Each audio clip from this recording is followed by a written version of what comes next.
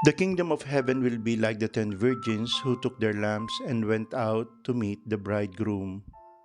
The foolish ones, when taking their lamps, brought no oil with them, but the wise brought flask of oil with their lamps. Yung pong lima na hindi nagbahagi ng kanilang langis sa kanilang kasamahan, matatanong natin, hindi ba sila mapagbigay, hindi ba sila generous, hindi ba sila matulungin, hindi ba sila naaawa?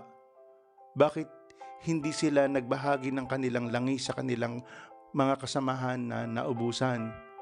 Sapat na ba yung kanilang karunungan? Sakim ba sila na sarili lamang ang kanilang iniisip? Ito pong parabola ng 5 dalagang maaalam at saka 5 dalaga na hindi maaalam ay apokaliptik. Ang ibig sabihin, ito po ay tungkol sa hinaharap na pagdating ng Mesiya sa ating buhay. Ang langis, ano yon? Ito po ay simbolo ng mga kabutihan natin sa buhay na tanging tayo lamang ang makagagawa na hindi maaaring ipasa sa iba.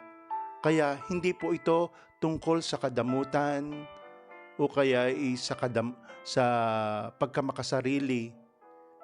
Ang langis na hindi maaaring ipasa ay ang mga gawain ng kabanalan na personal na tayo ang makagagawa. Katulad ng pagdarasal, pakikinig sa salita ng Diyos, ang pagtulong sa kapwa, yung pagsasakripisyo, yung pagmamahal natin, ang pagpapatawad at marami pang iba. Tayo ang gagawa ng mga ito, hindi maaaring iasa sa iba.